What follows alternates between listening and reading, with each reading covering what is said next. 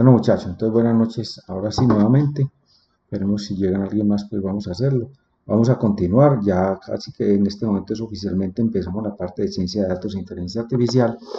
Entonces la primera parte va a ser una exposición con respecto a todo un contenido histórico hasta lo que tenemos hoy en día, para que nos demos cuenta de a qué nos estamos enfrentando.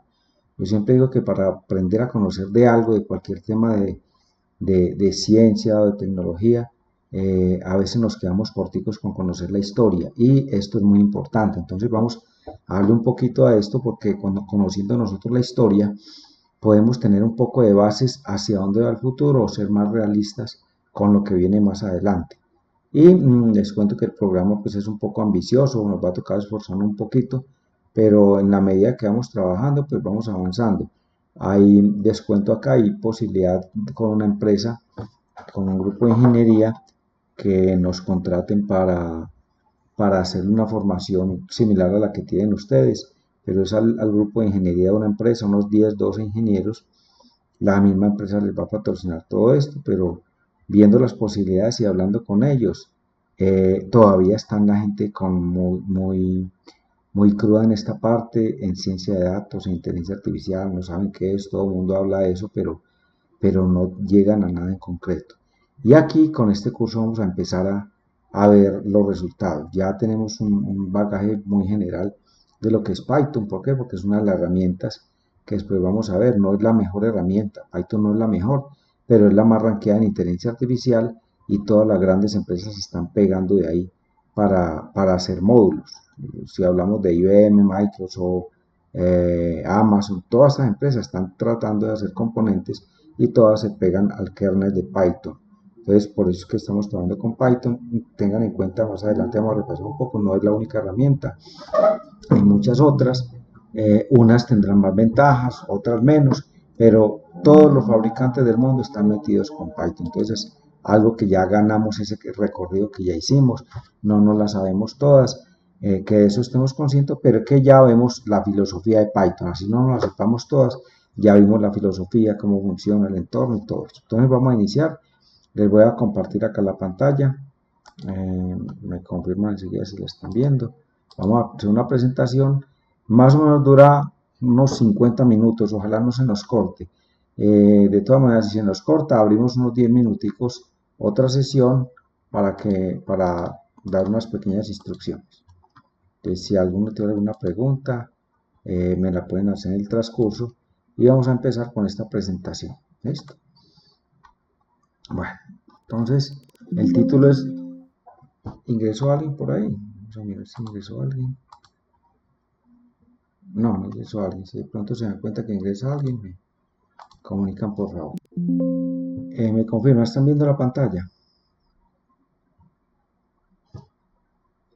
Sí, Plinio. Ok, bueno, yo verifico si está grabando. Lo que nos queda ahí. Ok, ahí estamos. Y por acá también estamos grabando. Muy bien. Bueno, entonces el título se llama Impacto de la inteligencia artificial en la realidad humana. Y vamos a hablar un poco de la evolución tecnológica. Vamos a hacer un recorrido muy grande. Esto fue un estudio que hice más o menos durante unos 6 meses, con mucha literatura que tenía que ver. Ya van a ver ustedes el recorrido, entonces de ahí salió un artículo para un libro y de ese libro, de esa parte, pues salió esta presentación que ya la he hecho en varias partes. Entonces vamos a darla aquí como antesala a todo lo que vamos viendo para que nos vamos adentrando a lo que tendemos. Bueno, entonces primero, el conocimiento no es nuevo, no es lo que nosotros estamos generando ahora con sistemas, con tecnología, sino que el conocimiento se dio desde las primeras necesidades humanas. Desde hace unos 12, 13 mil años, cuando empezaron a generarse las primeras herramientas, principalmente la herramienta de la que se tiene registro más antigua es un hacha, y es un hacha de piedra. Esa hacha de piedra revolucionó a nuestros antepasados y hubo un periodo que se llamó el periodo o la tecnología achuilense, haciendo referencia al hacha. Después del hacha, pues al ver que ellos estaban trabajando con eso, pues empezaron a generar nuevas formas de vida, de supervivencia. Ya era más fácil para ellos cazar animales que cazarlos a mano. y empezaron a crear otras herramientas que iban derivadas de la piedra. Pero todo esto hacía parte del conocimiento, porque al conocer más herramientas, al conocer cómo actuaban los elementos que había en la naturaleza, entramos a que el ser humano empieza a evolucionar de una manera distinta. No es lo mismo pensar con un hacha en la mano que pensar con una lanza o pensar sin nada para sustentar la alimentación, que era lo que hacían nuestros primitivos.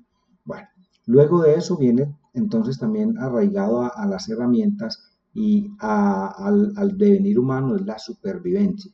La supervivencia con esas herramientas en algún momento se convirtieron en armas y esas armas también permitieron que el hombre interactuara con otros pueblos para poder sobrevivir, incluso para colonizar otras instancias o para defenderse ante otros grupos o ante algunos animales. Entonces la supervivencia se convirtió también en un eje especial del conocimiento.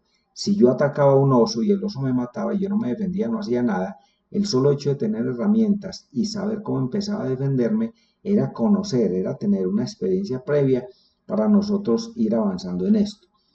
Luego, otro fenómeno que causó conocimiento o que generó el conocimiento en una etapa diferente fue cuando empezaron a darse las migraciones. ¿Por qué esas migraciones hace 10.000 años, casi 12.000, donde empezaron a haber desplazamientos masivos por la era glacial y por las luchas en territorios, porque los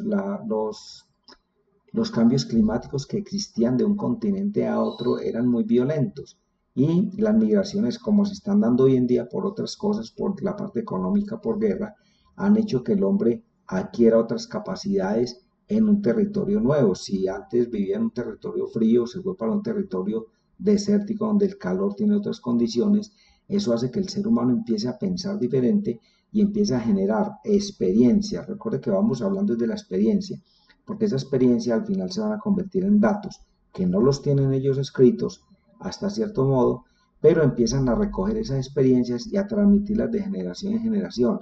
Entonces las migraciones desde el pasado por mero instinto de supervivencia hacen que el hombre empiece a conocer también otras características de la naturaleza y del proceso mismo de la experiencia humana. Otro elemento que es muy triste decirlo que como humanos es que las guerras y las confrontaciones también han generado conocimiento para la humanidad. Recientemente en el siglo XIX, la Segunda Guerra Mundial, pues fue, si ustedes llegan a leer literatura, si lo han hecho, eso fue devastador para la humanidad.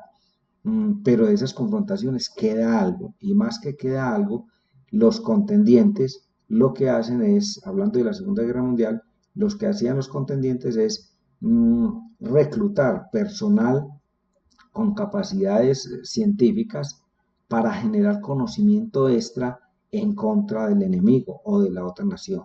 Entonces las confrontaciones han sido uno de los auges principales en el último siglo para generar conocimiento. Si ustedes le dan una mirada después de la Segunda Guerra Mundial, lo que ocurrió en la Guerra Fría, después ya cuando Estados Unidos toma el poder, lo que está haciendo en este momento, lo que está pasando hoy en día con la guerra de los chips, que más adelante vamos a hablar de eso. Entonces todo esto hace generar conocimiento y ese conocimiento, recuerden, la palabra clave aquí es que va siendo acumulado en la humanidad. Bueno, luego la humanidad no está conforme con lo que tiene, siempre queremos más, siempre, siempre. Y si no lo tenemos, pues no lo ideamos, no lo inventamos, o si lo podemos crear, lo creamos, al principio con limitaciones, pero siempre con lo que tenemos en el momento. Entonces, un buen aliciente para esto fue la literatura y las novelas de ciencia ficción, que en el pasado enriquecieron muchas cosas de las que tenemos hoy, incluso lo que tenemos hoy ha superado en muchos casos la ficción. Hay un caso que se llama un libro de August Biller que se llama La Eva Futura, es muy bueno, pues tampoco muy encarretado, pero en la parte central, en La Eva Futura, fue la primera vez donde se utilizó la palabra androide. Y era que este autor hablaba más o menos, les cuento un pequeño resumen en dos frases. Había un señor muy adinerado y él asistía a las fiestas más grandes de una ciudad X y resulta que allá fue una reina, una mujer muy hermosa, a ese lugar y él se enamoró de ella. Pero él se fue para la casa y él era desconsolado porque era esa mujer tan bella que él no pegaba los ojos, era desconcentrado en toda parte. Entonces el ayudante de él, que era científico, le dijo al protagonista, le dijo, no, yo puedo, pues si quieres una mujer así de bella, yo te puedo hacer una mujer bella, una mujer muy hermosa. Y efectivamente le creó artificialmente una mujer muy hermosa. Y esa mujer tuvo el nombre y cuando le preguntó que quién era, que qué era, y le dijo, esa mujer es un androide. Entonces fue la primera vez que se utilizó la palabra androide en esa novela. Y había algo muy curioso, que luego de que la habían creado, el personaje adinerado, el que era supuestamente el que había pagado para que la crearan, no tenía descanso porque se dio cuenta que esa mujer, ese androide, no dormía y que siempre estaba pendiente de todo, que todo lo veía, que todo lo sabía. Mira que estamos hablando más o menos, eso fue más o menos hace 120 años que escribieron ese libro y hablaban de eso. Alguien, algo que todo lo veía, todo lo sabía. Si lo comparamos con Internet hoy, es algo similar, ¿cierto? Y fue dentro de la trama, era algo que lo desconcertaba, él no lo tenía ya, después no quedó contento del todo.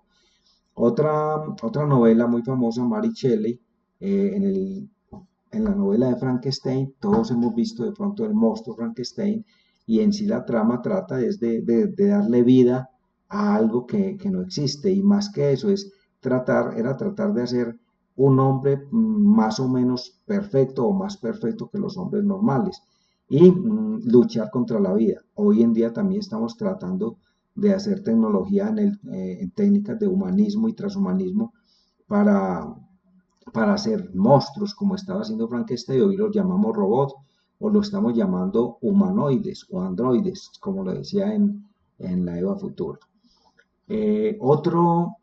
Otra etapa de la literatura judía habla de un ser que se llamaba el golem.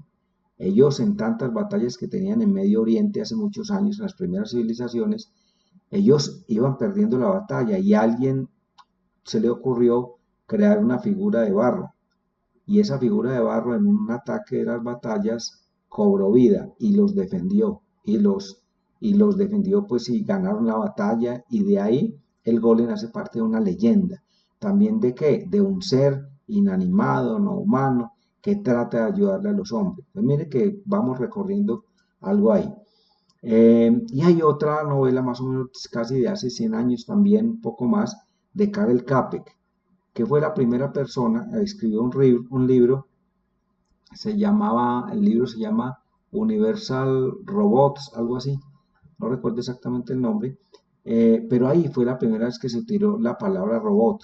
En realidad era una palabra checa y se llamaba robota. Y hablan de una fábrica que es automatizada y trabajada, la mayoría de los trabajadores eran unas máquinas con apariencia humana. Es un libro que existe, lo pueden buscar en internet también.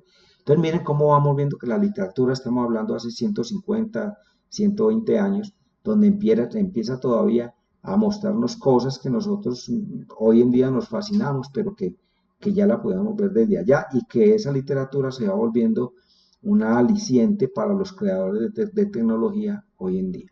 El cine también ha sido un protagonista que nos ha ayudado a mostrarnos muchas cosas, a veces futuristas, otras veces salidas de tono, diría uno, pero vamos a ver que con lo que vamos a ver nosotros en el curso nos vamos a dar cuenta con las herramientas que aprendamos que en algún momento nos vamos a tocar la cabeza y vamos a decir, uy, Dios mío, esto se puede hacer, o yo puedo hacer tal cosa.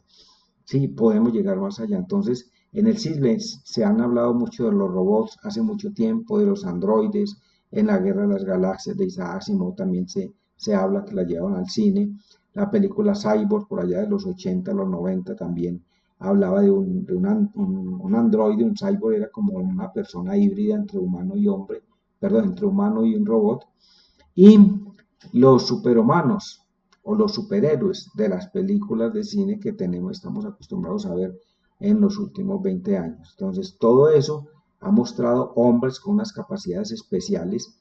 Unos vuelan, otros nadan, otros corren rápido, otros tienen fuerza extraordinaria, pero todos tratan de superar o de no tener conformidad con lo que es el ser humano normal y quieren siempre hacer mostrar que el hombre puede ser superior en algún momento dado.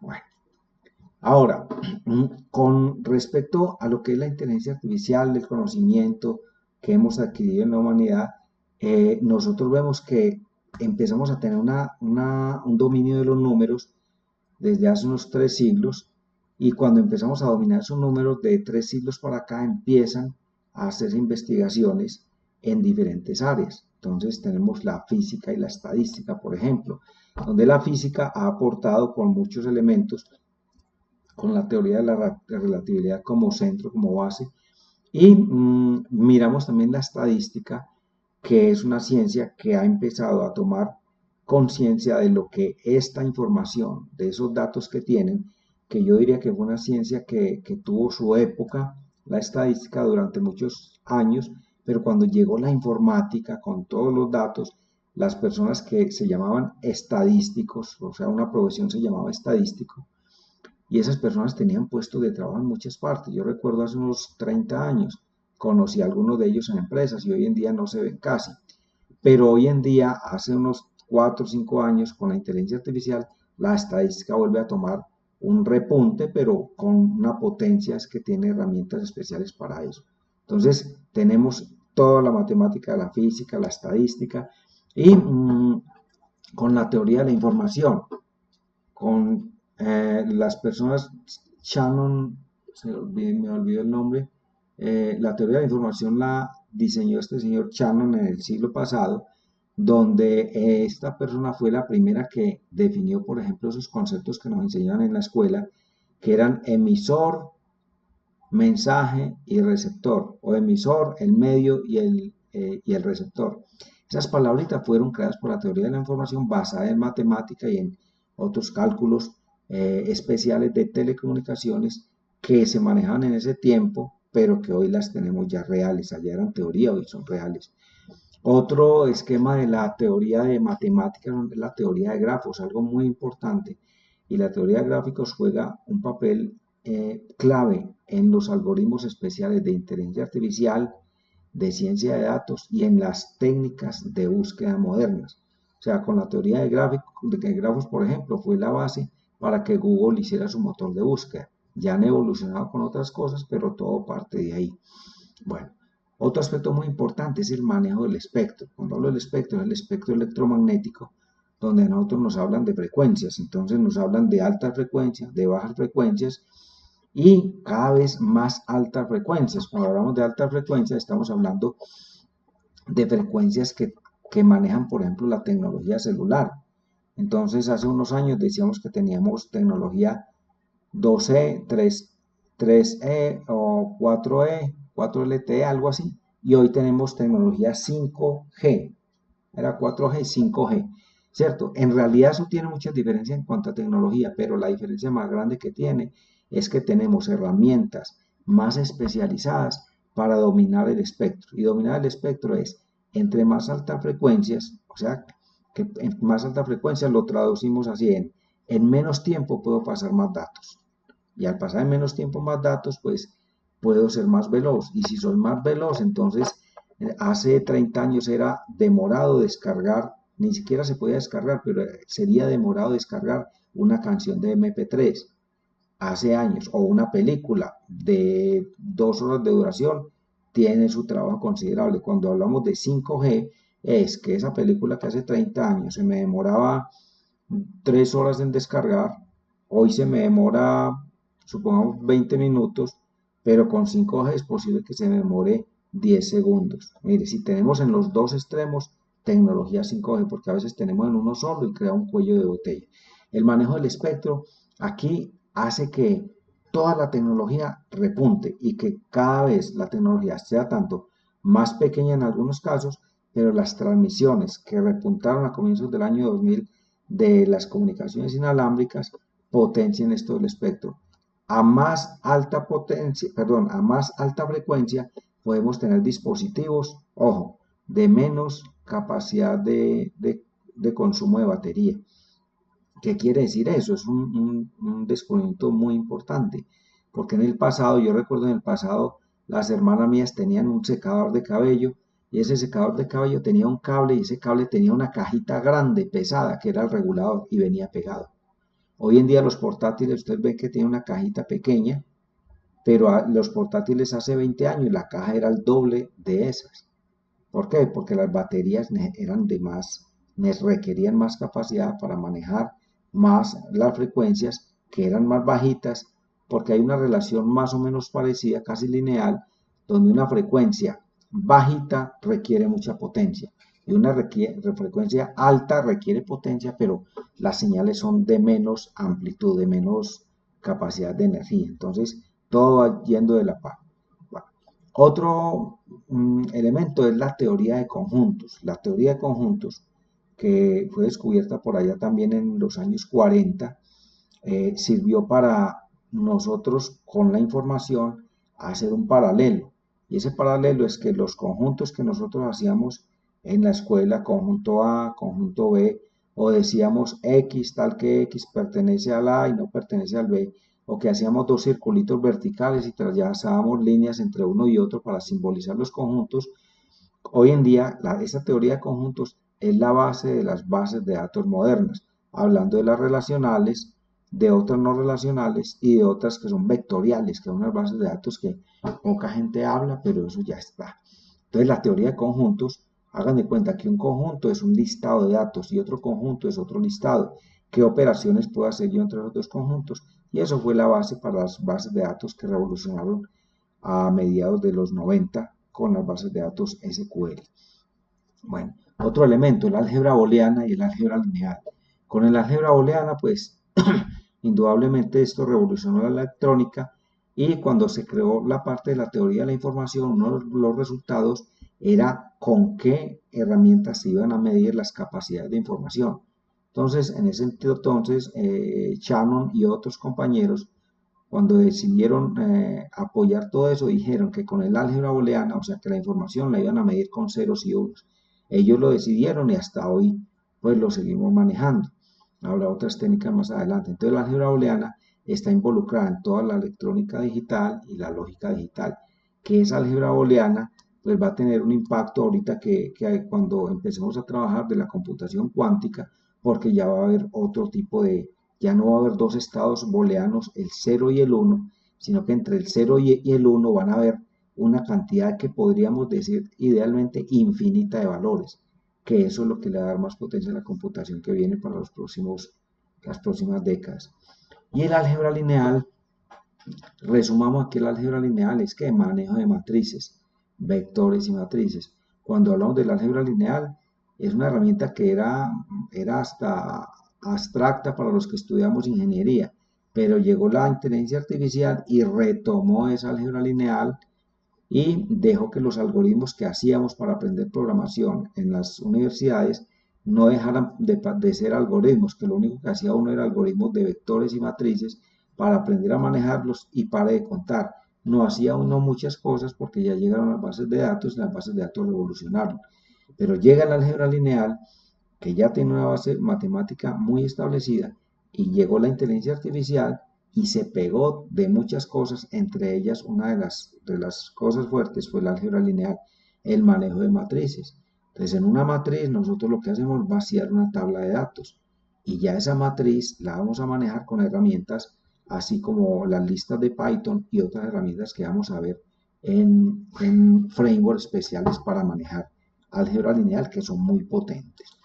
Bueno, más adelante entonces llegan ya después por allá en el 56 algunos términos que se empiezan a crear con la inteligencia y crean por allá, yo lo tengo más adelante, pero se definen los principios de la inteligencia artificial con descubrimientos especiales que se han hecho no solamente en esa área, porque en ese momento era muy teórico, no existían las computadoras como las tenemos hoy, las computadoras eran muy limitadas. De hecho, lo que ustedes escuchan hablar ahorita llamémoslo machine learning o aprendizaje automático, hace muchos años se dieron esos descubrimientos, pero no había en qué trabajarlos porque no había máquinas y no había muchos datos. Estos descubrimientos han servido bastante. El conocimiento acumulado de la humanidad, pues hicimos algo muy básico, mostrar simplemente como ilustrativo que hace 12.000 años el hombre por la necesidad y por la inconformidad empieza a generar y a acumular conocimiento. Dicen que el ser humano no ha acumulado conocimiento, pero vemos en las ruinas en Egipto y en otras partes que todos los días hace unos pocos años se encontraron por allá en el desierto de Qumran, unas cuevas, manuscritos de hace más o menos 2000 años, que los tienen por allá, y encontraron también jeroglíficos en algunas paredes. En Egipto siguen encontrando tumbas con jeroglíficos, con símbolos grabados. Todo eso es conocimiento que el hombre trató de plasmarlo de alguna manera.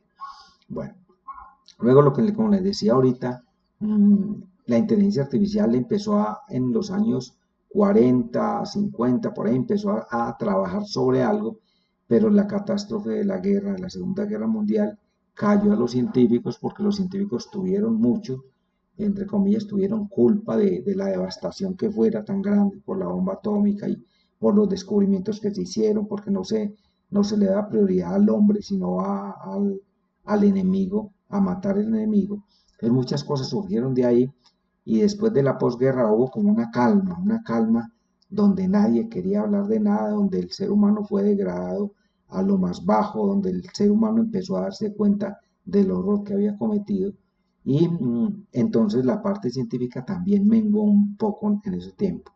Luego siguió la Guerra Fría, donde uno de los eventos grandes de la Guerra Fría fueron las guerras que tuvo Estados Unidos con Vietnam y con Corea, donde Estados Unidos fue casi que el gran derrotado y en esas derrotas hubo grandes descubrimientos que empezaban a verse con la electrónica después de haber descubierto algunos elementos electrónicos de los que tenemos hoy en día. Luego de la Guerra Fría empieza el resurgir tecnológico cuando empiezan nuevamente los científicos a desarrollar conocimiento y a desarrollar toda esa matemática que tenían, empezar a llevarla a unos equipos que empezaron a generar conocimiento más firme para basarse en ese conocimiento básico, hablando más básicamente de elementos electrónicos, para almacenar información muy básica y para procesarla. Bueno, luego en los años 50 más o menos, algunos descubrimientos que se hicieron pero estaban ya a punto de salir de los laboratorios, todavía estaban allá porque había teoría y no había electrónica, no habían computadoras ni máquinas que pudieran trabajar eso, pero ya lo trabajan en teoría.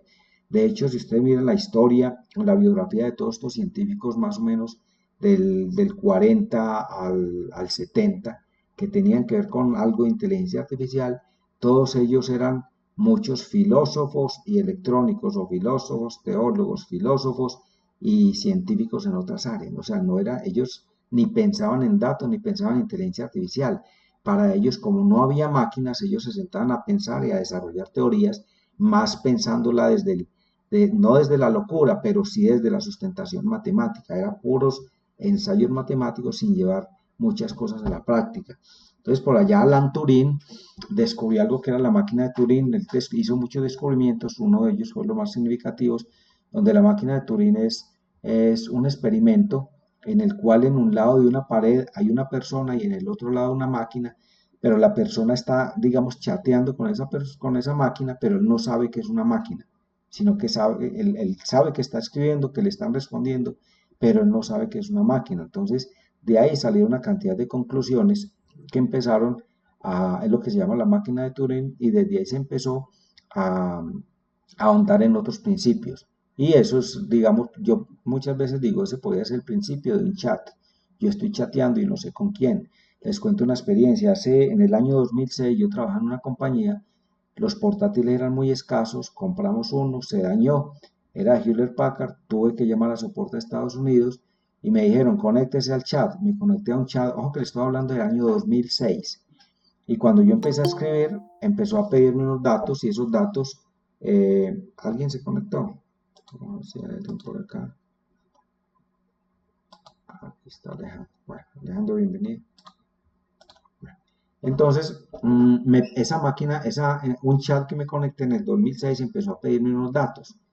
Y yo veía que me preguntaba muy cuadriculado. Y yo ya conocía un poco de la máquina de Turing, había visto. Entonces yo le pregunté, ¿Are you human? Que estaba en inglés el chat. Yo le preguntaba, ¿eres humano? y él me respondía otra cosa, no sabía qué responder. Y yo, ¿Are you human? Se lo pregunté 3 veces y a lo último me dijo que me iba a mandar un representante y me iba a llamar. Entonces mire que estoy hablando del año 2006, casi 20 años, esos primeros chats que existieron y ya hablaban, ya trabajaban, ya estaba yo chateando con una máquina, ¿cierto? Y nosotros decimos que vamos a hacer un chat ahorita y nos asustamos, vamos a ver que aquí vamos a hacer un chat y vamos a ver que no tiene mucha ciencia para eso. Bueno, Shannon, Claude Shannon también fue uno de los precursores y él tiene estos aportes donde el Deep Learning, que es el aprendizaje profundo, él lo planteó y lo planteó hace más de 50 años. Y hoy apenas estamos utilizando. ¿Por qué? Porque antes no había tecnología, ni máquinas, ni datos para hacer lo que él planteaba en ese entonces. Y también con el Deep Learning, él habló de las redes neuronales.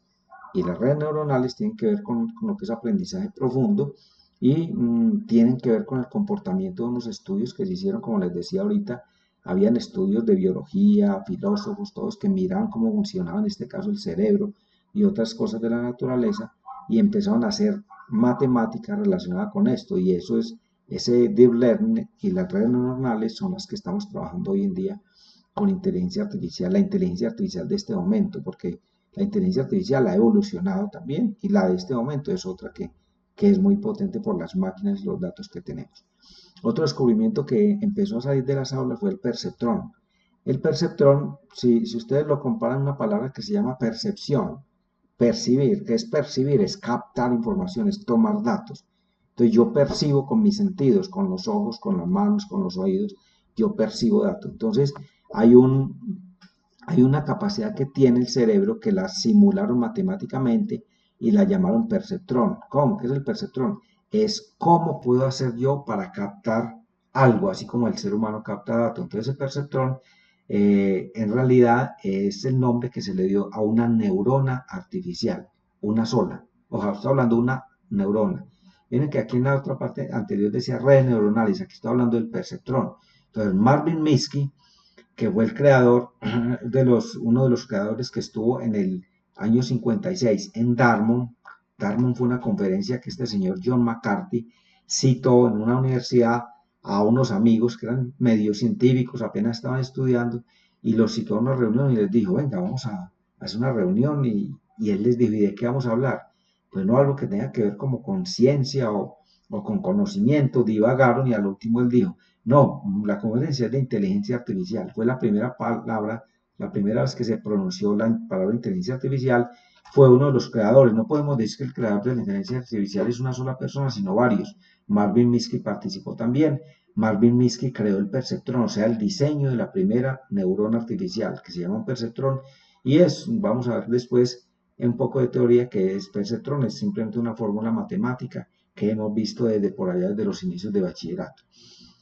También Marvin Minsky trabajó con elementos de visión artificial, estudios que entregó en unos artículos. Sigue la teoría de la lógica. La teoría de la lógica también revolucionó, porque la teoría de la lógica también viene de la mano de la teoría del álgebra booleana o matemática booleana, que es la que revolucionó la computadora, que ya habíamos visto que Shannon decidió que la computación se iba a manejar con un estado binario, 0 y 1. Entonces llega años posteriores la teoría de la lógica a manejar todas esas operaciones entre 0 y 1 que nos revolucionaron lo que tenemos hoy en día. Y luego hay otra persona que llama John von Neumann. John von Neumann, en esa misma cama de personas, ni siquiera lo nombran casi como precursor de la inteligencia artificial, pero yo lo coloqué acá, ¿por qué?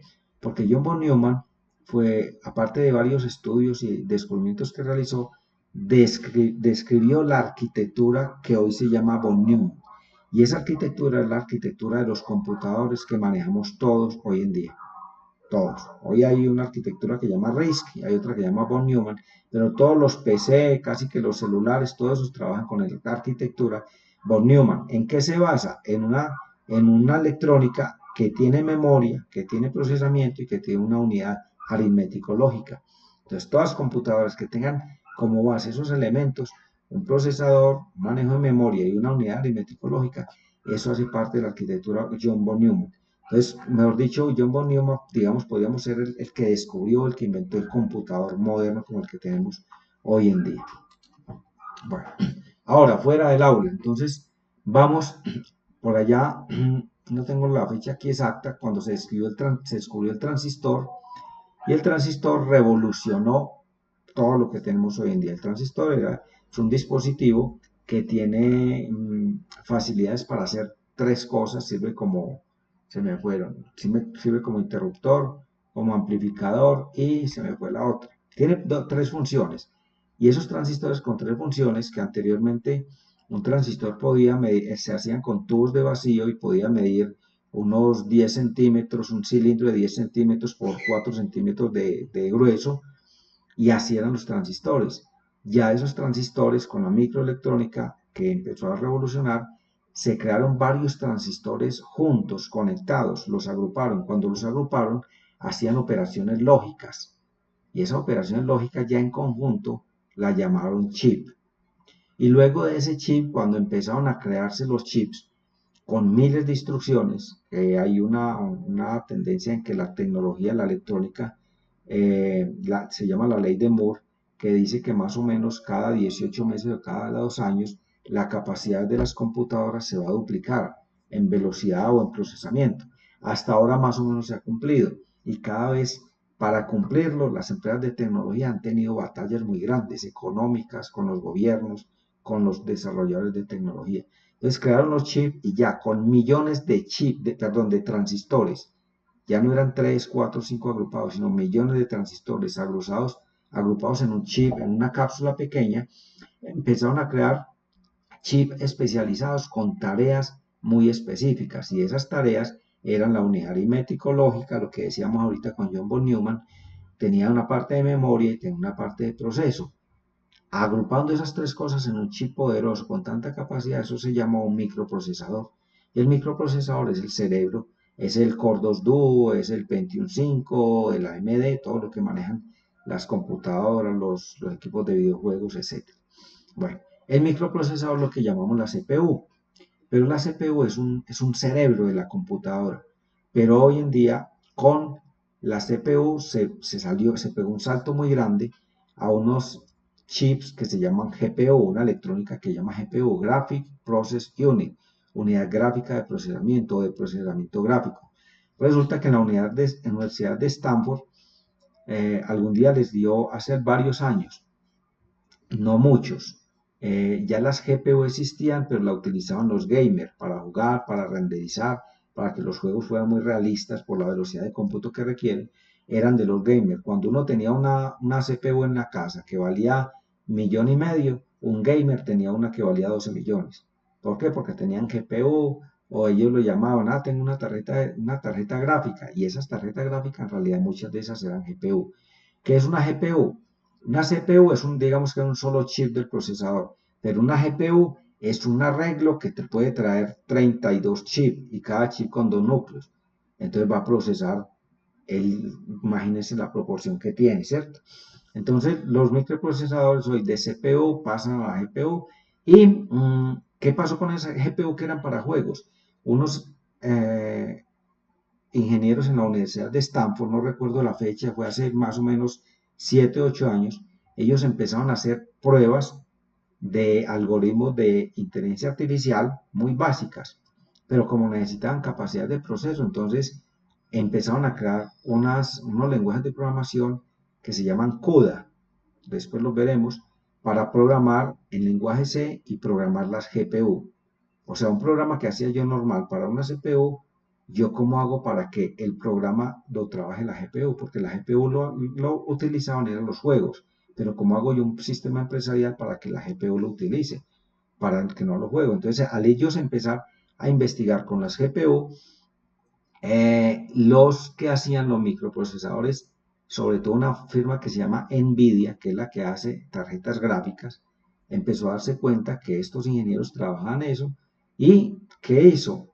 Empezó a producir más cantidad de esas, y empezó a fusionarse eso con las tendencias de inteligencia artificial. Hoy en día hay una guerra muy violenta por definir o por creación chips de procesamiento gráfico o de procesamiento paralelo. En realidad son paralelos porque son muchos CPU que trabajan igualmente.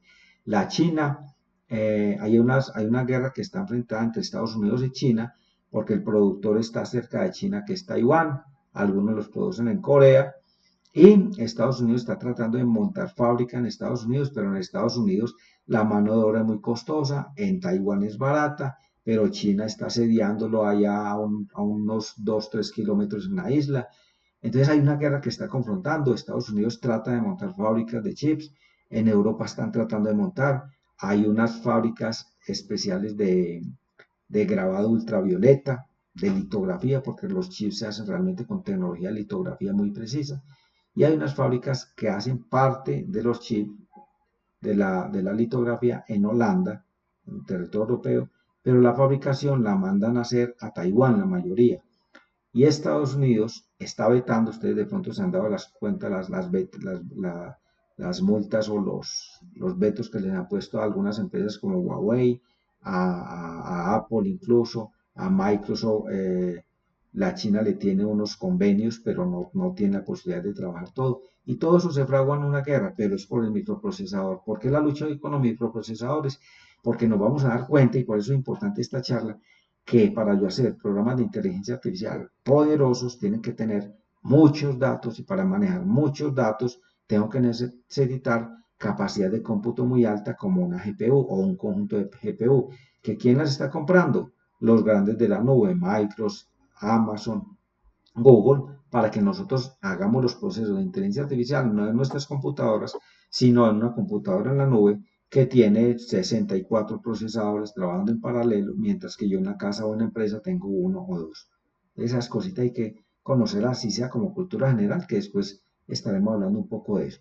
El espectro, ya hablamos ahorita del espectro, la transmisión inalámbrica, ya eso es un hecho. En teoría, la teoría de las ondas y la teoría física está superada hace mucho tiempo, faltaba práctica. Hoy en día es cada vez más precisa la transmisión inalámbrica, a más distancia llegamos. Ya las barreras, hace 20 años una transmisión inalámbrica por Bluetooth tenía que ser casi en línea de vista y menos de 20 metros. Hoy puedo comunicarme incluso a través de paredes, hacer muchos saltos satelitales o muchos saltos ¿Hay alguien ahí que quiere entrar? Vamos a mirar. Disculpen un segundo.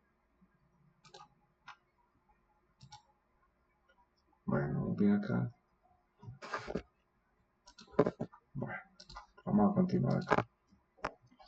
Bueno, la computación cuántica es otra cosa que está pegando ahorita los computadores cuánticos que son. Entonces, más o menos en el año, hace un siglo y 20 años, más o menos hace 120 años, empieza a generarse la matemática cuántica, la teoría de los cuantos, la física va a cambiar completamente cuando tengamos las herramientas ya masivas para dominar esto. Y la computación cuántica, como les decía ahorita, si yo tengo en la computación cuántica no hay bits, allá se llaman qubits. Y un qubit no puede tener el estado 0 y 1, sino que entre 0 y 1 puede tener infinitos estados. Y si tiene infinitos estados, como la teoría cuántica, también hay una colisión entre si la luz es una onda o es una partícula. Entonces allá podríamos decir que yo puedo estar en dos partes a la vez, o una persona en dos partes, o un dato puede estar a la vez en blanco y a la vez en negro y en dos lugares diferentes. Eso es algo que va a revolucionar bastante, que nos tocará más adelante. Una computadora cuántica va a superar, por ejemplo, las necesidades de procesamiento que tenemos hoy, que hoy se están atacando con GPU, pero la computación cuántica va a entrar allá a suplir esa parte. Lo que les decía ahorita, las fuentes de energía, las baterías. Hoy en día descubrieron, hace unos 2 meses, de un estudio, está en laboratorio, donde descubrieron una técnica electrolítica y con química para crear unas baterías que duren 50 años. No para todo, pero sí la están haciendo para dispositivos móviles en prueba, dispositivos pequeños, unas baterías que duren 50 años. Imagínense que eso es uno de los traumas que tenemos hoy en día, ¿cierto? Se acabó la batería, se agotó y lo pasamos desapercibidos, pero eso es un problema grande de la tecnología, que si eso va a durar 50 años, hay problemas que empiezan a ser superados y que nos da pie para que nos preocupemos más por los datos, por otras cosas que por la misma tecnología. Lo otro que salió pues del aula fue el Internet. El Internet estaba en las universidades al comienzo, estaban nuestras pequeñas clases, pero ya la nube es algo con lo que tenemos que convivir. Bueno, vamos acá a comunicación con las máquinas. Entonces, cuando hablamos de comunicar con la máquina, recuerde que lo que hacemos nosotros con un lenguaje de programación es ser de intérpretes entre la máquina y el resto de personas para hacer programas de que ellos los entiendan y que la máquina los entienda. Entonces, ahí vamos a tener la posibilidad de tener lenguajes de programación de bajo nivel y alto nivel. Un lenguaje de bajo nivel es un lenguaje que yo programo en electrónica básicamente con ceros y unos o con algo muy cercano a ceros y unos que se llama assembler. El assembler fue uno de los lenguajes, el lenguaje básico. Assembler es casi programar en electrónica, sin lenguaje específico. Luego surgieron unos nuevos lenguajes que se llama Lisp, fueron de los primeros lenguajes, y de Lisp luego más adelante salió el lenguaje C, que para mí el lenguaje C es el papá de los lenguajes, pero los lenguajes que hacen comunicación es comunicar con otras máquinas.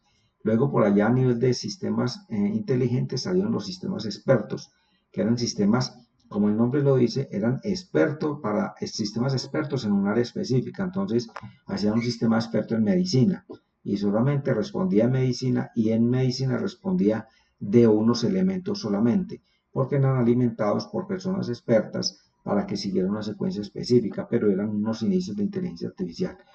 Luego surgieron también los algoritmos evolutivos o algoritmos genéticos. Los algoritmos genéticos siempre van a tratar de hacer lo que decía Darwin, que uno siempre lucha, hay una lucha por elementos, y quien vence esa lucha es el que sobrevive. Entonces hay unos algoritmos evolutivos que trabajan de esa manera. Y llegamos ya a los lenguajes modernos que estamos escuchando hoy en día, LLM, Large Language Model, son modelos de lenguaje largo, que vamos a ver un poquito de eso más adelante. Esos lenguajes largos son, por ejemplo, GPT, Generate Pre-Training, son sistemas, el PT y G son sistemas generativos preentrenados. Esa palabrita de entrenar sistemas, vamos a verla nosotros cuando empecemos a ver Machine Learning. Y hay unas aplicaciones como PLN, son aplicaciones del procesamiento del lenguaje natural. Todo eso es para qué? Para nosotros llegar a comunicarnos cada vez más rápido y más intuitivos con las máquinas.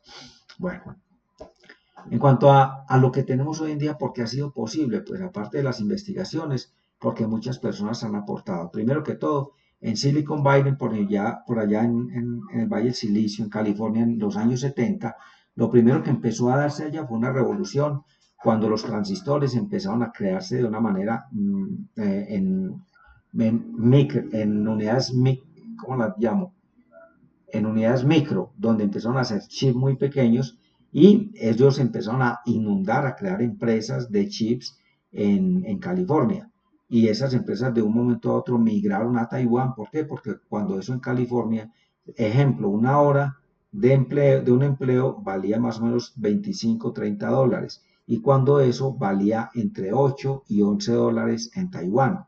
Entonces esa fue una de las razones por que Estados Unidos fue a producir allá. Que yo cuando era pequeño veía los juguetes, decía Made in Taiwan, Made in Taiwan. Era porque todo eso se migró allá, es por la mano de obra barato, porque allá había mucha pobreza, estaban aguantando hambre, era un continente y esa zona muy, muy desfavorecida. Entonces eso ayudó a que ellos se fueran para allá, y hoy en día tienen un conflicto de que la mano de obra está allá, sigue siendo barata, pero la tecnología está ya al borde de China, y por eso hay un posible enfrentamiento bélico. Bueno, entonces en Silicon Valley, en Estados Unidos, fue una cuna que ellos empezaron. No se empezó con el software, se empezó con la electrónica. Y la electrónica empezó a permear otras cosas, ya hasta llegar a las computadoras, pero fue Silicon Valley el precursor de todas esas granjas de tecnología y de chips que construyeron allá. Luego los semiconductores y el software, también de Silicon Valley. Entonces los semiconductores empezaron a evolucionar, los mismos chips, y ya empezaron a masificarse en otros lugares, donde esos lugares, uno de los precursores por allá fue Estados Unidos. Le dijo hasta a Japón que no podía producir electrónica de ciertas condiciones. Entonces Japón dijo, yo voy a producir algunos, o los voy a programar, y una pequeña empresa de Japón, muy pequeña, dijo, entonces yo no puedo hacer nada más, entonces voy a ponerme a hacer algo. ¿Y saben qué se pusieron a hacer? Se pusieron a hacer radios transistores. Y con eso empezó una empresa que se llama Sony. Y con esos radios transistores inundaron el mundo. Y con eso Sony creó la empresa más grande en su tiempo, que empezó a crear transistores y después trasladó los chips electrónicos a los elementos de consumo del hogar, licuadoras, lavadoras, todas esas cosas.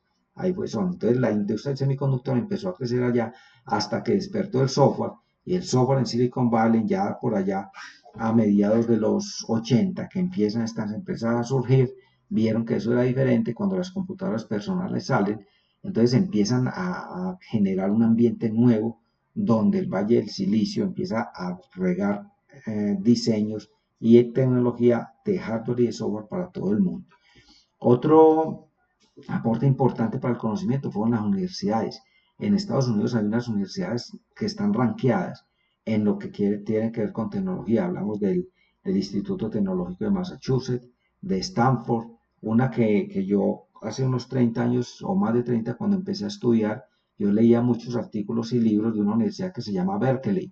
Hoy en día esa universidad no la mencionan casi. Hoy en día habla mucho de Harvard, de Stanford, del MIT, pero esa Berkeley no la mencionan mucho. Hay otra universidad que se llama Carnegie Mellon, que también son universidades que se dedicaron a desarrollar tecnología y escritos y literatura que fue llevada a cabo después en ambientes reales que tenían que ver con tecnología, y de allá salieron todos los descubrimientos. Entonces de esas universidades salieron Microsoft, Google, IBM, todas las grandes empresas que tenemos, Hewlett Packard, muchas de ellas. Bueno, otro aporte es los intereses del gobierno. Si ustedes se dan cuenta, el gobierno, no el de nosotros, pero los grandes gobiernos, hoy en día lo que predomina, si ustedes leen tecnología, hay un libro que se llama La Guerra de los Chips de Chris Miller, muy bueno, muy interesante, es un bestseller que salió creo que en el 2002 o 2003, yo lo leí, y ahí habla que se da cuenta uno que la guerra de los chips no es ahorita, la guerra de los chips y de todo ese imperio socioeconómico que mueve la tecnología, eso se estaba manejando hace unos 30, 40 años. Entonces los gobiernos están haciendo esto. Barack Obama hace como 12, 15 años más o menos, él creó una ley de chips en la que hacen una inversión especial del gobierno de Estados Unidos, subvención de impuestos, creación de empresas, montaje de tecnología, todo lo que hacen muchos gobiernos, pero allá lo hicieron a gran escala, pero allá lo hicieron aliados con el gobierno para apoyar la defensa, esos fueron los inicios. Y ahora los nuevos ricos, hablamos de que los nuevos ricos son las empresas de tecnología que en el pasado los ricos más grandes del mundo eran los dueños de las aerolíneas, de las textileras, de algunos productos agrícolas, pero hoy vemos que ellos están por allá en el 20, 30 lugar, y los ricos nuevos del mundo son los que manejan la tecnología hoy en día. Bueno, bueno, acá como estamos de tiempo, me avisan si de pronto se me corta me avisan por el chat y continuamos, que de pronto no, yo no quiero que nos quede corta. Bueno, a gran escala.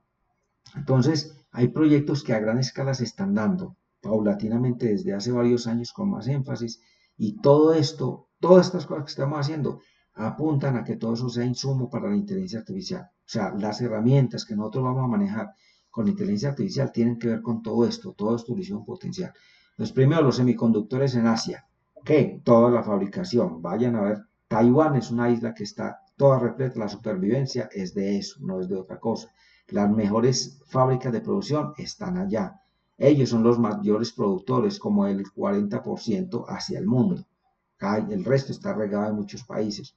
La carrera espacial es otra cosa que la potencia le están metiendo mucha investigación, y para esa investigación pues tienen que generar sistemas especializados para poder darle más auge a esa carrera espacial. Es otra guerra que se viene dando, y, o sea, quién hace el cohete más veloz, quién es el que llega rápido a la luna. Yo no creía, pero hace poco llegó la India, hace poco, menos de un mes, la India llegó con un cohete tripulado a la luna también, y no lo mencionan casi, ¿cierto? China ya ha ido, Estados Unidos, Rusia, no sé qué otros están yendo en este momento, pero la carrera espacial es otra cosa que hay que ponerle cuidado. Y ahí, en la carrera espacial, busquen documentos en internet y van a darse cuenta que los mayores descubrimientos de la humanidad se dan en el estudio aeroespacial, que después van a ser de dominio del público en general. Otra parte, el genoma humano. Hace unos 20, 25 años uno escuchaba noticias, ya casi descubrimos el genoma humano, lo vamos a descubrir, estamos cerquita, y era porque no había capacidad de cómputo. Si ustedes escuchan hoy en día, hoy no se habla del genoma humano, pero ustedes van y compran un bebé con ojos negros que mida 1,80, con unas características que ustedes quieran, ya eso se manipula. En Estados Unidos hay un proyecto que se llama Brain, hace varios años lo tiene, el proyecto Brain es, así como crearon el mapa del genoma humano hace algunos años, el proyecto Brain trata, es una investigación muy grande, que tratan de construir un mapa del cerebro humano. En esas están, andan trabajando en ello. De hecho, Brain quiere decir cerebro, pero en realidad es también una sigla de todo ese proyecto. Y hay otro proyecto que se llama CRISPR, lo pueden conseguir en internet. El CRISPR es un software, un sistema para editar la cadena de ADN. O sea, usted puede coger ese software, coger una tijerita en el software y cortar un pedazo de cadena de ADN e inyectarle un pedazo de ADN de otro proceso. ¿Con qué se hace todo eso? Con capacidad de cómputo alta. Entonces hay otro punto que podemos mirar ahí. Las altas inversiones si ustedes van a ver el presupuesto de Estados Unidos, de las grandes potencias en alta tecnología, se van a dar cuenta que todo eso tiene que ver a inteligencia artificial. Deep Blue fue un proyecto de IBM hace muchos años, que fue la primera máquina que le ganó a un campeón de ajedrez mundial una partida. Fue un hito importante de la historia de la inteligencia artificial. Los motores de búsqueda también revolucionaron con algoritmos de búsqueda que en cierto modo le daban inteligencia y fue una revolución que de hecho con eso fue que Google salió adelante. La comunicación social o las redes sociales que manejamos hoy en día revolucionaron ya la interacción, de que ya no solamente la computación era para unas personas, sino que empezaron a meterse todo tipo de personas, no solo personas, sino empresas, sociedades, grupos, personas individuales, y que esto se volvió un mundo para vivir ahí, ¿cierto? También esto va como la comunicación social nos está metiendo ahí. Lo que está haciendo la comunicación social en este momento es, las redes sociales es pidiéndonos datos. La tarea de ellos es pedirnos datos, porque con esos datos nosotros creamos información que la toma una inteligencia artificial para decidir, para seguirnos, para hacer lo que quiera o para generar resultados buenos para la humanidad también puede Pero ser. qué pena, lo interrumpo, si se va a caer la llamada. Listo, entonces voy a cortarla y pongo la otra un minutico. Listo, ya les paso el enlace. Listo. Muchas gracias.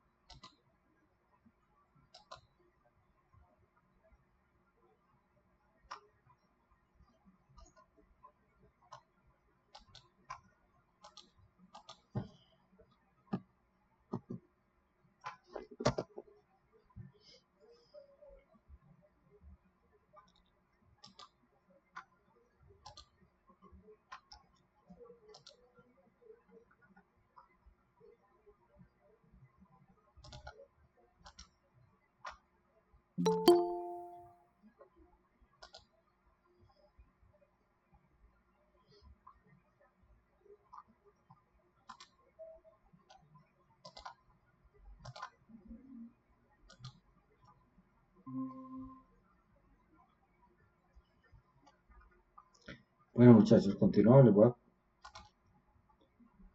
compartir nuevamente la pantalla. Me confirman si la están viendo, por favor.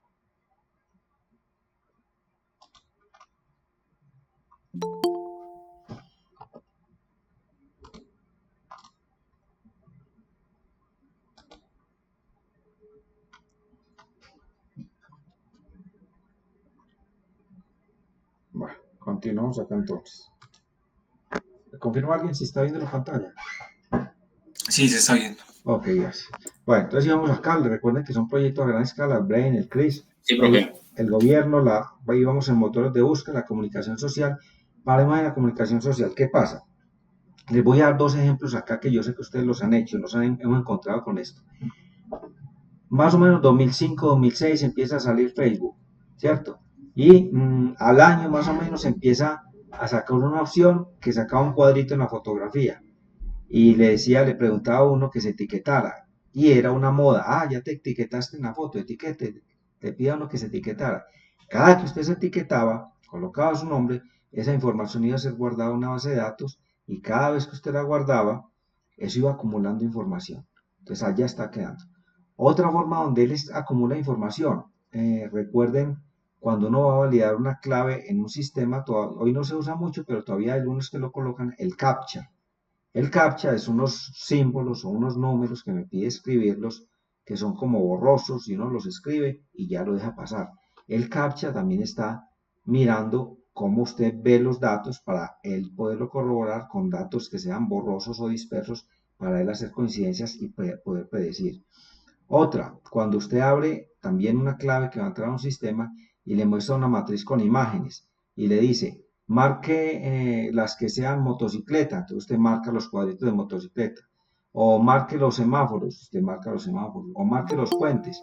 Cada que usted está marcando esas opciones, usted le está dando información para que la inteligencia artificial que la está alimentando en ese momento la pueda acumular. Al acumular esta información, eso va teniendo información muy voluminosa, estamos hablando de casi 20 años, más o menos estamos llegando a 20 años de Facebook solamente, pero hace unos 10, 12 años empieza a llegar otro tipo de redes sociales, entonces que llegó Instagram, listo, que llegó WhatsApp y otras redes sociales que empiezan a llegar y cada una empieza a llegar con datos.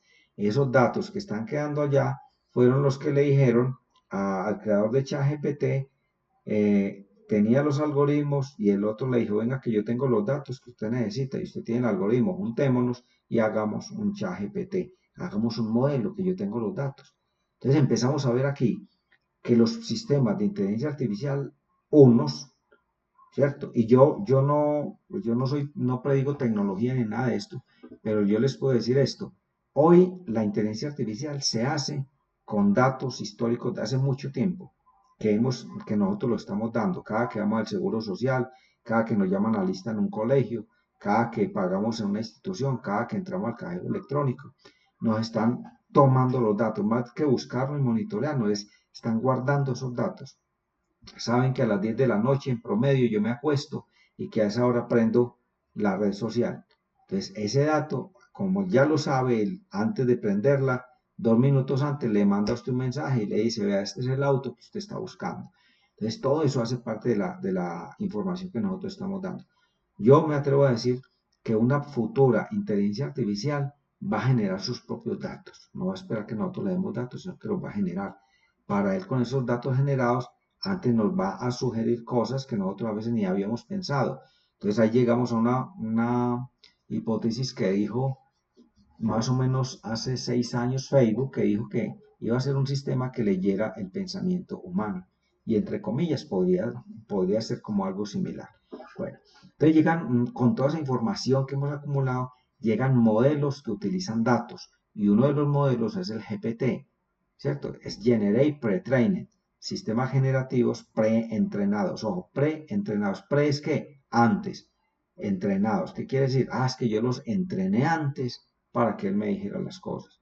Yo me fui a una carrera de atletismo, pero yo entrené muchas veces para poder ser más acertado o para ganar. Entre más entrene, entre mejor lo entrene, ¿cierto? Digamos, entre más vueltas le haga la pista, pues voy a tener más capacidad para ganar la carrera. Lo mismo acá, entre más datos tenga el modelo, van a darse cuenta que el modelo va a ser más acertado, ¿cierto? Van a ver usted en la bibliografía de los modelos que dice ChatGPT, la versión ChatGPT 4 está entrenada con yo no sé cuántos petabytes de datos o 150 millones de parámetros. Y llega otro modelo que se llama Llama. Llama está entrenado con tantos millones de parámetros. Y uno cree que es lo último, pero si ustedes se van a ver las inteligencias artificiales de IBM o algunas empresas que no suenan mucho, así como ChatGPT, van a darse cuenta que ellos a veces tienen más modelos con más entrenamiento, pero son privadas, son un alto costo, mientras que estas son más populares y más asequibles. Pero recuerden aquí, a gran escala, todas esas tecnologías están apuntando a que nosotros tengamos datos para crear modelos. Y la inteligencia artificial que vamos a hacer nosotros es crear modelos. Bueno, nos enfrentamos a una nueva sociedad nosotros ahora, con todo esto, téngalo por seguro. Aquí lo estamos haciendo y ténganlo en cuenta que esto no es un curso igual al de una universidad tradicional o al de una academia o a un diplomado cualquiera. Aquí nos estamos enfrentando a algo que realmente va a cambiar el mundo. A mí de pronto no, a ustedes de pronto en 3 años, 5 años, pero van a empezar a ver que los sistemas, la tecnología, todo eso va a cambiar la forma de pensar, la forma de actuar, la forma de movernos y aquí estamos llamados nosotros. ¿A qué? Ustedes están aquí los pioneros, digamos acá en el oriente antioqueño, cercano, ¿cierto? Porque hay cursos, que hay muchos en internet, vuelvo les digo, pero todos están fraccionados. Entonces le enseñan por un lado ciencia de datos, o por un lado le enseñan pandas, en otro Python, en otro le enseñan machine learning, pero no todo así empaquetado con continuidad como para que lo hagan. Y hay muchos testimonios, hay gente que le ha ido bien, gente muy disciplinada que toma uno, dos, tres, pero hay otros que son cursos fragmentados, que se matriculan a cursos, que son muy baratos, a $50 lo pago, pero llega la mitad o lo termina y cuando termina el curso, 10 cursos pequeños, pero entonces, ¿qué hago ahí? Entonces aquí vamos a tratar de engranar todo eso es lo que vamos a hacer. Entonces aquí algo muy, muy importante, el hombre podría dejar de serlo, eso es crítico, ¿cierto? Entonces ya empieza aquí a haber un discurso filosófico donde el hombre empieza a ser distinto. ¿Por qué? Porque esas tecnologías van a impactar demasiado. Entonces van a haber nuevas formas de control. Yo también lo llamaría de ayuda, no solamente de control, sí, control por los gobiernos, por las grandes potencias, por el capitalismo, pero también van a haber cosas muy buenas para la humanidad que ayuden al hombre a superarse. Hay gente que dice, hay filósofos o tendencias que después miraremos en una lectura, que dicen que es que el hombre está obsoleto, el hombre lleva, digamos, 10.000 millones de años y es el mismo, tiene dos manos, dos ojos, dos pies, una cabeza, ¿cierto? Por ahí una película que yo vi de Spider-Man, no recuerdo, un hombre que volaba en una patineta y ese hombre tenía como otros 4 brazos largos que cogía cosas, ¿cierto? Eso con tecnología es posible y de hecho ya lo han hecho, ¿cierto? Entonces uno dirá, ¿por qué no hacen un hombre que tenga un hombre con 2 manos, con 3 manos? Yo le aseguro que casi genéticamente podría ser, ¿cierto? Entonces vienen dos discursos filosóficos más que teológicos, perdón, más que tecnológicos, que se hablan de transhumanismo y el poshumanismo. Entonces el transhumanismo es una tendencia que dice que no es que vamos a hacer mejorar la biología y con tecnología para mejorar al hombre, para darle más capacidades, para que viva un poquito más, para que él tenga mejor calidad de vida. Eso es muy bueno, ¿cierto? Pero eso tiene un costo. Si en este momento hay en Colombia, aquí a 5 horas o a 1 hora en avión en La Guajira, todavía no tienen agua. Imagínense que si no tienen agua, tendrán acceso ellos a mejorar el cuerpo y todo eso. Entonces hay también posiciones en que esto va a ser, si en el pasado había o en el presente hay, esto lo llaman brechas, hay brechas o separación entre una tendencia y otra. Dicen que con la tecnología, pues sí se va a desarrollar. En este momento hay taxis aéreos como drones, ya los hay. ¿Será que nosotros podemos acceder a un taxi si a veces no tenemos con qué pagar un taxi, una carrera directa de aquí a Medellín? Ahora un taxi aéreo. Entonces son cosas que ya, como les decía ahorita, filosóficamente están en discusión, que son personas que trabajan mucho también este tema. Entonces el transhumanismo trata de mejorar al hombre y el poshumanismo dice, no, es que el hombre está obsoleto, no, es un hombre con 2 manos, todavía hace 10.000 años con 2 manos y con una cabeza y apenas ojos mirando para adelante y si por detrás nos van a matar o pasa algo, no, pongamos estos 2 ojos atrás, ¿cierto? Entonces son 2 cámaras, le ponemos 2 cámaras atrás y él tiene los ojos de adelante. Pero es que él va conduciendo, qué bueno que pudiera tomar café sin soltar una mano. Pongámosle otra mano. Entonces uno se imagina pues cosas como esas. Pero el posthumanismo dice cambios significativos del ser. Y cuando se habla del ser es que no es solamente lo mecánico del hombre, sino lo cognitivo también, hasta lo espiritual que puede llegar a ser un cambio radical en esto. Entonces hay que tener cuidado que estas cosas nos vamos a enfrentar en algún momento con discusiones de este tipo. Ahora, ¿cuáles son los objetivos de la inteligencia artificial? Por ahora vamos a ver que el objetivo era ser modelo, ya en la parte práctica, todo eso, pero la idea es que ustedes que son pioneros en esto y que profundicen en estos temas, que más que técnica y que mecánica, que le metan las cosas, traten de ir un poquito más allá, porque ustedes van a ser precursores de esto. Yo les aseguro, ustedes son pocos, son 6, 7, 8 personas acá, yo les aseguro que ustedes van a ser precursores de esto. No los conozco muy bien a todos, pero sé más o menos las capacidades con lo poco que he visto, que tienen capacidades muy altas, que al principio hay que aprender la mecánica de la inteligencia artificial, así como hacían un algoritmo anteriormente para ordenar una lista, pues hoy vamos a hacer algoritmos de inteligencia artificial, eso se aprende y listo, pero es más el concepto de ir más allá de lo técnico, para que aprendan eso. Entonces, objetivos de la inteligencia artificial, una, mejorar las condiciones humanas, listo. ¿En qué? En todo sentido. ¿Sí? Eso ha potenciado en este caso, por ejemplo, ustedes van a ver la cantidad de empresas que hay hoy trabajando robots humanoides. Ah, ¿para qué? Vamos, la mano de obra no hay, ni en Colombia, ni en la China, ni en Estados Unidos, la mano de obra hace falta. ¿Por qué? Dicen que hay superpoblación, pero hay mano de obra faltante. Entonces, ¿qué va a pasar esto? Ah, estos humanoides los hacen igualitos. Una pregunta que me hago yo acá, más como filosófica, es digo, si los humanos, dicen los que trabajan en tecnología, estamos obsoletos, ¿por qué las grandes compañías están haciendo robots humanoides? Humanoides, hablo de una cabeza, dos manos y dos pies. Porque no hacen un robot con 6 manos y dos cabezas, o con 3 pies. Esa es una pregunta que me he hecho yo hace varios años. Y hoy en día, con la inteligencia artificial, van a dar cuenta que la inteligencia artificial genera precisión, genera más exactitud, predice más. Al inyectarle eso a un robot, que los robots estaban hace muchos años, al inyectárselo, pues los robots van a ser más precisos. Es ahí donde va a actuar eso. Entonces, mejorar las condiciones humanas, no solamente de los robots, sino que van a empezar a ver prótesis o dispositivos para los humanos, mejorar las condiciones laborales, mejorar las condiciones de salud, etcétera. Y esto podría aumentar la longevidad de las personas. Dicen algunos que por ahí en 30 años ya las personas podrían durar 120, 130 años normal. Hoy en día hay personas que pueden llegar a 120, pero hay un promedio, digamos, de vida entre 80 y 85 años. Y ya llegar a 120 dentro de 30 años ya es algo significativo. Bueno, el segundo gran objetivo es maximizar resultados. Y con esa palabra maximizar y resultados, eso suena mucho como a matemática. Y ahí es donde está el cuello de botella, ¿cierto? Porque la inteligencia artificial es pura matemática, de las que vimos ahorita, álgebra booleana y manejo de matrices, álgebra lineal. Pero las herramientas ya están, nos ayudan a hacer eso, es saber el concepto de esto que hace. Hay alguien que me ha entrado. Bueno, sí, ahí tiene todo. Bueno, continuamos acá.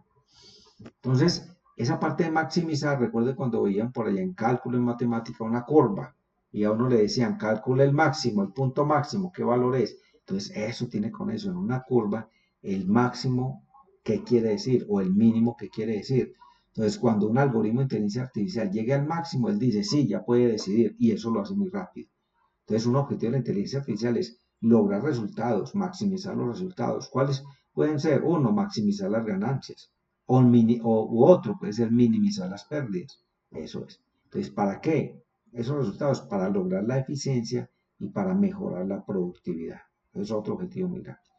Y un objetivo que está que hay gente que dice que ya casi, ya casi, ya casi, pero yo nunca voy a creer que ya casi, porque yo creo más en el ser humano que en las máquinas. Y es que otro objetivo es la inteligencia artificial general. Hoy en día nosotros estamos trabajando una inteligencia artificial particular que es específica de algo. Yo le pregunto sobre un tema y él me lo responde. Sobre otro tema y él me lo responde, ¿cierto? Pero una inteligencia general es una inteligencia que va a actuar como el humano o mejor que el humano. De pronto en algunas cosas sí, porque va a tener mucha información. La inteligencia artificial ya no es un sistema experto. Un sistema experto es algo especializado en algo. Una inteligencia artificial es que sin darle preámbulos de nada, pregúntenle lo que le pregunten, me lo va a responder. O que le diga yo, haga lo que necesite que haga un robot, él lo va a hacer, porque va a tener capacidades muy amplias. Entonces, es uno de los objetivos grandes. Hoy en día estamos en la inteligencia artificial particular que la llamamos inteligencia artificial débil. Ya vamos a acabar. Bueno, aquí decimos, entonces los tipos de inteligencia artificial, así a grandes rasgos. Entonces, hay una que llama inteligencia artificial débil y es de propósito específico. Por ejemplo, un detector de voz, ¿cómo es? De dictado. Es una inteligencia artificial y me dicta, y yo le dicto ya perfecto y me traduce perfecto, listo, pero cuando yo le voy a hacer, a preguntar otra tarea, yo le digo, no, entonces calcúleme, a ver qué se me ocurre, qué debo hacer para operar a una persona de apendicitis y que sea exacto, cómo lo debo hacer, cuánto me demoro, puede que ahí sea más débil, ¿cierto? No puede hacerlo. Entonces, la inteligencia artificial débil son muchas inteligencias artificiales que hacen tareas específicas y vamos en camino de que cada vez van haciendo una misma inteligencia artificial más cosas diferentes, que es la tendencia a llegar al otro tipo de inteligencia artificial que se llama inteligencia artificial fuerte o inteligencia artificial general, que es la que vemos acá, que es uno de los grandes objetivos. Pueden haber muchos, pero aquí plasmé los que yo con el conocimiento y con el estudio que hice, lo resumí en esos tres. Bueno, aquí se abre un debate, entonces, ¿qué consecuencias traería la existencia de una inteligencia artificial fuerte? O incluso las débiles, las que tenemos hoy en día, que ni siquiera la estamos usando. Hoy en día utilizamos la inteligencia artificial y la manejan más las secretarias de las empresas o los estudiantes para generar fotos, para generar videos, para generar material de medios, pero no para otras cosas que debería hacerse. ¿Qué pasa si hoy tenemos una inteligencia artificial débil en muchos sectores de nuestra vida? Muchas cosas, ¿cierto? Yo tengo una secretaria para que me dicte, para que me haga oficios y cartas todo el día, para que sea la inteligencia artificial le puedo decir, la puedo programar. Necesito hacer 3 cartas, una para cada una de estas personas, le paso la lista, recuerde que a unas es para cobrarle, a otra para saludarla y a otra para pedirle la vivienda. Hágame las cartas y ya, y la inteligencia artificial me las hace. Entonces, ¿cómo va a cambiar eso? Uno dice, es que va a quitar empleos, pues toda la vida han habido cortes de empleos en muchas partes. Las máquinas que hacen carreteras antes las hacían personas. Entonces no es solamente echarle la culpa a los datos, todo esto se ha visto en toda la humanidad, ¿cierto? Entonces hay un debate donde esto nos pone a pensar y hay que tener conciencia. Entonces la mayor conciencia que hay que tener para uno afrontar todos estos temas, porque fácilmente ustedes van a migrar a Estados Unidos, a Europa, a un país industrializado, posiblemente de paseo, posiblemente a trabajar, y allá hablo de países industrializados, donde es común tener muchas cosas de tecnología que aquí no las tenemos y nos vamos a asustar, pero aquí esto empieza a ser cultura general. En este primer curso, cultura general para el que quiera ir más allá, y podemos ir más allá.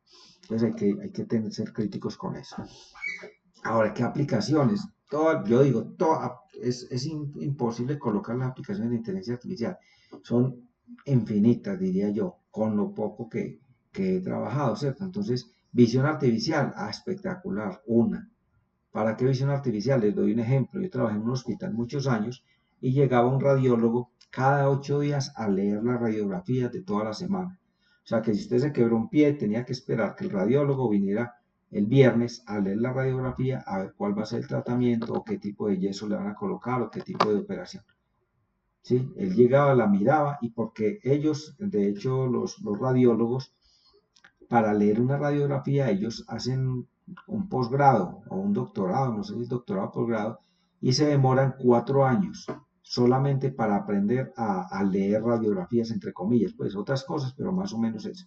Entonces son expertos en ver una radiografía y sí, tiene cáncer. No, no tiene cáncer. Sí, sí tiene cáncer.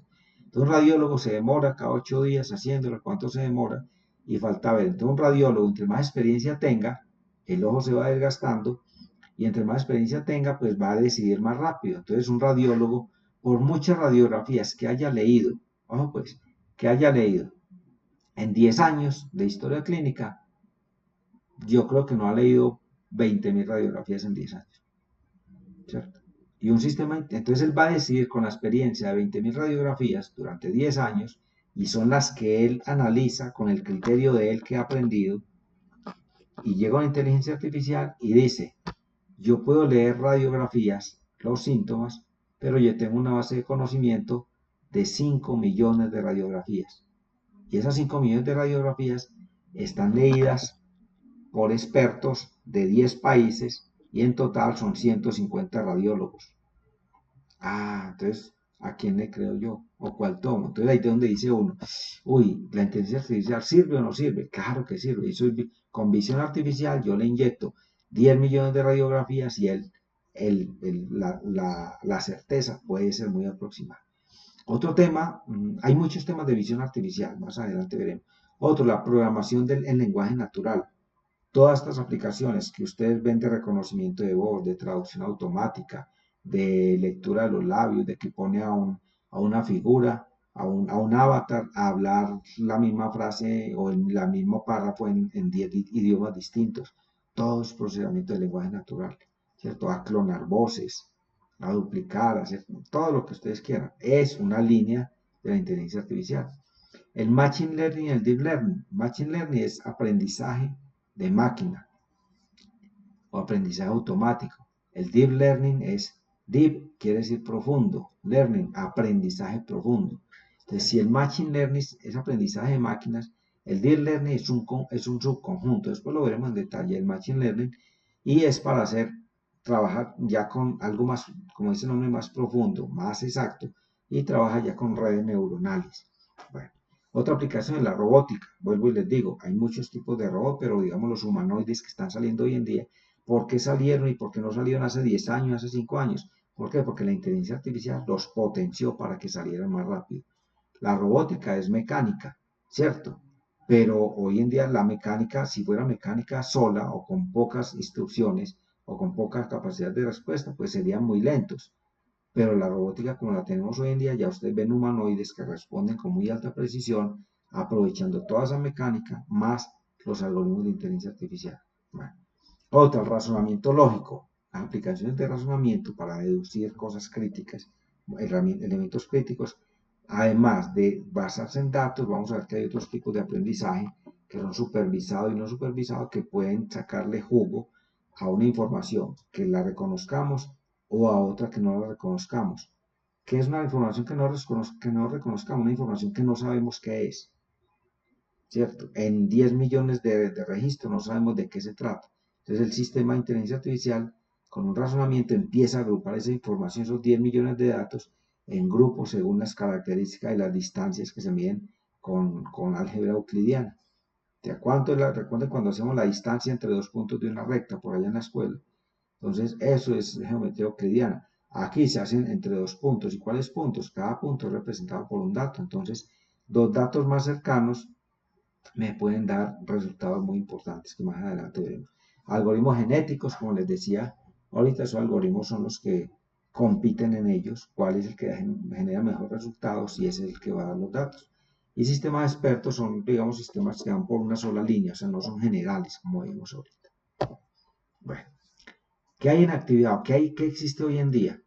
Hoy, el Machine Learning, aprendizaje automático. Entonces, hay unas líneas de esta que son el aprendizaje supervisado, el no supervisado y el Deep Learning. Mire que es un conjunto del Machine Learning. Y después vamos a ver cuál es la relación de todo esto con ciencia de datos, con Big Data, con aprendizaje, bueno, aquí está aprendizaje profundo, con otras técnicas que escucho mucho decir ahí, cómo se relaciona todo eso. Vamos a mirar. Bueno, y hay otro tipo de actividad que se llama programación por agentes, aprendizajes por refuerzo. Los agentes son sistemas que están trabajando calladitos, ahí solitos. Simplemente ellos lo que hacen es percibir el cambio del ambiente, las variables, los datos. A medida que van cambiando, el agente va tomando unas respuestas especiales o respuestas que pueden ser de decisión para algo. Son otro tipo de sistemas que también trabajan con inteligencia artificial. Hoy la tecnología de agentes no se maneja mucho. Si ustedes vieron la película Matrix hace unos 20 años, todavía hay unas series de eso, unas recientes, esos seres que se vestían de negro con gafas oscuras son agentes. Entonces los agentes están pendientes de todo, por eso era que le aparecían al personaje en toda parte, para tratar de reaccionar ante los cambios del ambiente, de las acciones del protagonista, ellos trataban de reaccionar inmediatamente. Porque por refuerzo, ahí mostraban mucho en la película como un símil, es que salía un agente y él se replicaba. 10, 20, 30 agentes salían similares a hacer como el contrapeso del protagonista para contrarrestarlo a lo que ellos querían.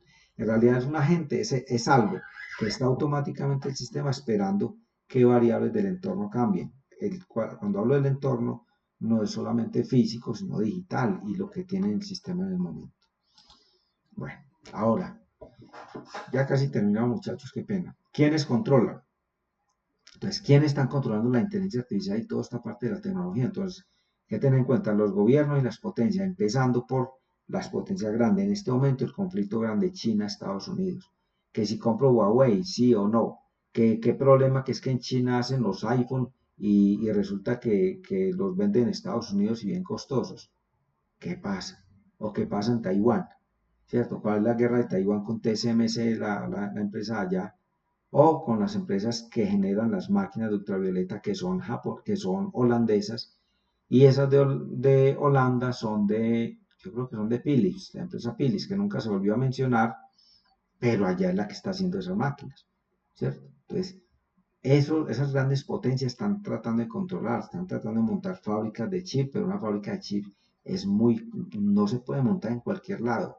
Estados Unidos está montando dos para el año siguiente, en 2 años creo que tienen una ya establecida, pero es tan complejo que no es simplemente montarlo y poner plata, eso tiene otras cosas, ¿cierto? Bueno, los otros que controlan los líderes de la tecnología, los grandes pulpos, ellos absorben a las empresas pequeñas y ellos tienen el poder, y el poder más grande es porque tienen los datos. Recuerden lo que les decía ahorita, quien tiene los datos, vamos a darnos cuenta cuando aprendamos inteligencia artificial, algunos de Machine Learning, que es que entre más datos tenga yo, pues más puedo hacer exacto el sistema de inteligencia artificial. Entonces, los que tienen los datos, ¿quién? ¿Quién nos cogió los datos? Microsoft, Google, todas estas empresas tienen los datos de nosotros, todos los tienen allá. Entonces, entre más datos tengan ellos no solo de nosotros, sino de todo el mundo, pues van a empezar a crear patrones de comportamiento para tener algoritmos que decidan más por nosotros. Nosotros también, ¿quién produce los chips? Ya repotenciamos acá, volvemos a decir que los chips hoy en día son un papel crucial para la producción de la tecnología del mundo. Si revienta una guerra en este momento, si la China, por ejemplo, invade Taiwán, ¿qué puede pasar? Pues se apodera de las fábricas, pero no van a poder producir. Y si no pueden producir, entonces el 30, 40 30 y pico por ciento de los chips que se producen de alta gama en Taiwán ya no podrán surtir Estados Unidos, ni Europa, ni el resto. Entonces, si eso pasa, la tecnología se va a retrasar, va a parar un tiempo, ¿cierto? Hay empresas en China que están comprando, ojo, tarjetas de Nvidia que no se las pueden vender allá porque hay un convenio que no les pueden vender a China tarjetas de procesamiento de GPU, pero hay empresas que en el mercado negro, así como en el mercado negro vendían dólares, vendían oro o vendían esmeraldas, en el mercado negro de China se compran tarjetas de las que ustedes tienen en los equipos para jugar. Que ustedes las cogen, las llevan allá, para que entren allá. Eso se volvió mercado negro. Entonces, es una guerra que se está volviendo muy tenaz. Yo voy a buscar un video para que lo vean cómodo, que ahí habla también este Chris Miller, el que hizo el libro de la guerra de los chips, para que lo vean o lo vayan escuchando mientras viajan, para que vayan viendo de qué se trata eso y que es algo que nos impacta directamente a nosotros. ¿Por qué? Porque hay una manera de programar y vamos a ver cuando veamos por allá pandas y NumPy, que son unos métodos, vamos a ver que hay unos métodos especiales para que yo los procesos los haga para que los ejecute una GPU, no la CPU normal. Bueno. ¿Y quiénes están controlando también en este momento? Los desarrolladores de modelos como GPT y otros similares. ChatGPT, esta empresa, claro, si ellos empiezan a dominar, tienen los algoritmos, hicieron convenio con Microsoft que tienen los datos y entre ellos funcionan. El GPT es el modelo y los datos los proporciona otra empresa. En Google otro tendrá el modelo o ellos tendrán su propio modelo, sus propios datos y ellos empiezan también a dominar. Entonces son las empresas que están controlando el mundo en este momento. Aquí entonces vamos a empezar a mirar nosotros esto a nivel más filosófico que técnico, dice, lo vamos a creer todo, ¿será que cerramos los ojos y que la inteligencia artificial haga todo y que decida por nosotros? Entonces entra un modelo asintótico de incertidumbre. La asíntota, recuerden, en matemática, la asíntota es una recta, una línea recta gráfica a la cual una curva tiende. Hay una curva que tiende a esa recta, pero nunca llega, ¿cierto? Entonces, hay un modelo de que la inteligencia artificial, y cuando llegue será la inteligencia artificial general, hay que mirar. Pero esa incertidumbre de que no llega, de que siempre va a haber un fragmento de error, ese error en inteligencia artificial se llaman las alucinaciones. Entonces, no sé si han ensayado en ChatGPT o en alguna inteligencia artificial, que ustedes le pregunten algo y hay que leerlo con cuidado y lo miren con detalle y se dan cuenta ustedes que contestó una barbaridad, una cosa que no tiene nada que ver con lo que le preguntamos. Eso es una alucinación y hay muchas, ¿cierto? Nuevos conflictos que van a haber de todo tipo entre empresas, entre compañías, entre acciones, entre productos, entre empresas de producción, ¿cierto? Entre las mismas personas, conflictos nuevos entre las mismas naciones. Miren lo que está viendo con la guerra de los chips. La guerra no era tan brava hasta hoy sí se está viendo. Sabes que nosotros a veces no nos damos cuenta, pero hoy hay un conflicto bélico que se está fraguando y es por la tecnología. Entonces, ¿qué puede pasar ahí? Y otro punto muy importante es la singularidad. Dice que la singularidad tecnológica ocurre en un momento dado en que la tecnología o la inteligencia de la tecnología supere las capacidades humanas. Entonces hay gente que dice que ya llegamos, hay otros que ya casi, hay otros que en el 2030, otros que qué pasará cuando lleguemos a la singularidad, que las máquinas piensen más que nosotros o sean más potentes que nosotros. Eso hay que tenerlo como presente a nivel pues, de reflexión filosófico para que lo tengamos presente. Entonces aquí nosotros estamos empezando a trabajar con esto. Es un camino largo. Aquí va a haber un curso que les aseguro que sigámoslo al nivel que lo sigan ustedes. Yo lo sigo. Y vamos a tratar de aprender cosas que les aseguro que como primera instancia de este curso de inteligencia artificial que van a ver, ustedes se les va a abrir los ojos en muchas cosas. Y sobre todo si han manejado datos. Y si no han manejado también, pero van a mirar las posibilidades de que uno pueda hacer una cantidad de cosas. Bueno, entonces estamos llamados a qué? Más que a educarnos, ¿sí? A formarnos para responder a una nueva cultura y seguir teniendo el alma irreemplazable de humanos. O sea, tenemos una ventaja nosotros, que somos humanos, que podemos pensar como humanos y que interactuamos todavía como humanos. Y que podemos, en cierto modo, controlar las máquinas o saber cómo funcionan para en algún momento dado poder hacer algo. ¿Qué pasa cuando una máquina a veces se nos descontrolaba o se bloqueaba como hacía uno? Tenemos la posibilidad de estirar la mano y apagar la computadora, ¿cierto? Aquí lo mismo con la inteligencia artificial, conociendo cómo funciona, podemos llegar a actuar de una manera que sea responsable para los demás. Entonces aquí una gráfica, lo que les decía ahorita, que es la asíntota. La asíntota es la línea verde, ¿cierto? Y esa curva que está llegando hacia allá es una curva que muchas veces la gente cree que la asíntota es la curva, no, la asíntota es la línea, ¿cierto? Entonces, siempre va a haber un grado de incertidumbre y se han visto ustedes en matemáticas gráficas, tiende casi hacia infinito, cada vez más cercano, pero nunca va a llegar. Y resulta que vamos llegando, cada vez más llegando, pero cuando vamos llegando habrá más conocimiento, entonces al llegar ese pedacito pequeño se va a ver más grande. Entonces siempre va a haber una brecha donde esa tecnología pues no va a pasar el conocimiento humano, ¿cierto? En humano como tal, teniendo en cuenta que el ser humano es digamos que es como lo decía Platón, es una dualidad de hombre, que del hombre es espíritu y es un ser físico también.